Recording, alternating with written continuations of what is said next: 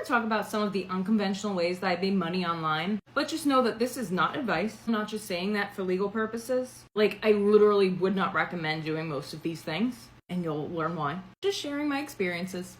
My first business was selling Mighty Beans on eBay at age 8. Now, when people think Mighty Beans, a lot of the time they just think of the beans, but they had accessories like these outfits. There was quite a bit to that eBay business. I've told my story of selling Mighty Beans on many times. I even have a TikTok video on it. I think I even included it in my Forbes 30 Under 30 interview.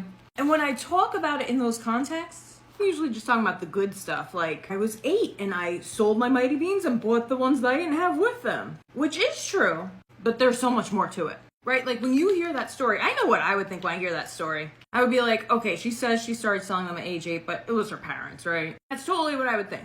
When this happened, eBay and the internet in general was in its infancy. I'm talking early 2000s. So my parents were learning how to use the internet and eBay just like I was. So none of us knew how to upload a picture to eBay. So I really did take my own pictures, write my own listing. My parents would proofread those listings. They're awesome. They were always super supportive. After a while, I got the hang of it and just did it myself. But the other thing was, this was before smartphones. So I was using this big clunky thing called an e-machine, which is just a giant desktop that we got at like BJ's on dial-up. Slowest thing in the world. So each Mighty Bean that I was listing took at least an hour, okay? And I'm not doing one of those you kids say have it so easy where, you know, now today listing a Mighty Bean would take, I don't know, 5 seconds on your phone. And I kept that business going. Like I sold stuff on eBay on and off from ages 8 through like 18. And so I learned some really hard lessons. Like this one time I won an ice cream maker, actually, as a really cool aside. That was another business of mine. Starting about 13 years old, I would find contests online. Some were just like sweepstakes. Some you had to make a video for, or write an essay, or take a picture, whatever. I would find ones where there weren't a lot of entries. Enter as many times as I legally could, and I'd win a bunch of stuff that way. That was actually what my first book was about. But here's where the plans converged, because I would win something in one of those contests, and then sell it on eBay. And so I didn't have to pay for inventory. It only took my labor, which I was a middle school student, so what was I doing? This one time I won an ice cream maker. I knew that making ice cream is not within my skill sets as a human, and decided to sell it. I wound up selling it for $30, but did not take into account the weight, because up until that point I was selling small things. I sold my Mighty Beans, some books, which you just ship with media mail, little things like that. But this was a big heavy ice cream maker. I remember being so upset because shipping it cost like $40. It was a big sale, whereas, you know, Mighty Beans were only a couple dollars each. Like that was $30. So I was just so crushed when I lost money on it. Now, if I lose $10 on sale, I put on a party hat, you know? Sometimes things are so unpredictable, especially when you start internationally shipping. I stopped shipping internationally for a while because I lost like double. I sold this book for like $20. It wound up costing me like $60 to ship it there. And so I kind of got tired of eBay. People get technical. Like I started selling a bunch of my PS1 games. I was getting so annoyed because people were like asking, are there any scratches on it? Look at it, like really look at it with a magnifying glass. Are there any tiny scratches? I was a Biomedical Science Academy student by this point. I didn't have time for that in my head. So I slowly started migrating to other things. I kept finding myself like rushing through my lab so I could work on my own writing. I was working on my first book, one about contests. I knew I needed to do something else for money. And so my mom found this article about freelancing in one of her women's magazines. And she's like, oh my gosh, there's this new website called Fiverr. You should freelance on there. Get some of your creativity out. I was like, all right, why not try it if I make a few extra bucks? So with all the experiences that I've just talked about, I came up with the perfect Fiverr business. I would sing you 10 seconds of a song for $5. Yes, it was as stupid as it sounds. Actually, even worse, because I didn't even have recording equipment. I would just go into my parents' basement, record on my iPod Touch. After that was a complete bust. I saw a wanted ad on Fiverr from a woman who had written a children's horror book, and she was looking for an editor. I'm like, oh my gosh, this is perfect. I can edit. So I edit her book. It goes extremely well. She has no idea that I'm a high school student. She leaves me a great review, comes back with more books that she writes, and I now have an editing business. Why stop at editing? Why not offer other comparable services, like writing?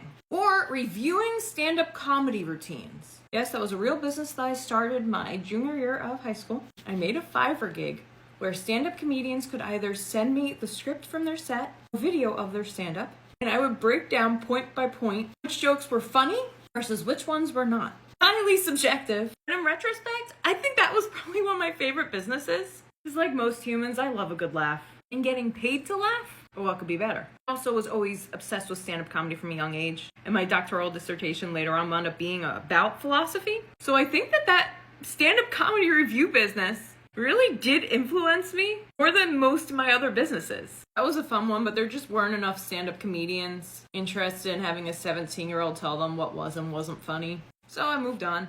By that point, I published my first book. It sold like 24 copies. And that's the thing, right? The business that I started that's gotten the most attention has been my book publishing company.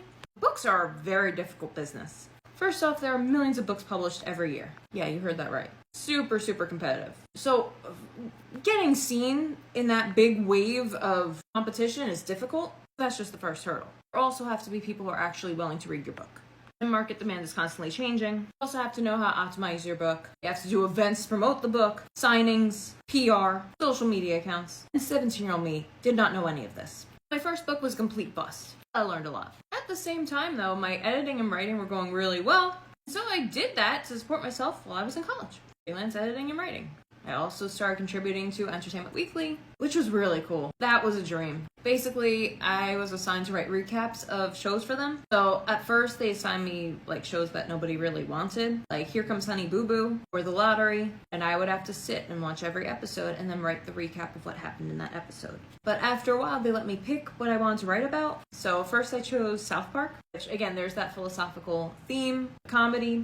So I would write what happened in the episodes with jokes. I was actually able to put my own jokes in there. And then they let me do that with It's Always Sunny, but they also let me interview cast members. There are definitely opportunities now, like if you're an entertainment influencer, to do things like that. You don't need a platform necessarily like Entertainment Weekly. You could start a TikTok and start like posting your reviews, recaps of what happened in episodes. That would be kind of the equivalent today of that. But back then, you would have that account and then you would link it to your Twitter. You could basically live discuss the shows that you were watching with people on Twitter. Because this was like the late 2010s at this point. So watching shows live on television and tweeting about it, called live tweeting, was really strangely popular. We don't have that anymore, I guess, because everybody cut the cable cord.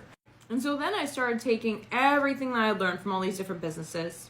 I was a master's student, getting my master's in communication. I started putting together a marketing company where basically I would write the content and then people would run ads with what I wrote, or an SEO campaign with the content that I wrote. Because writing was going well, but I knew I was missing out on a lot of the market. Plus, creative writing does not pay nearly as well as marketing writing. But at the same time, I was scammed so many times. So many times. This is the most disheartening thing.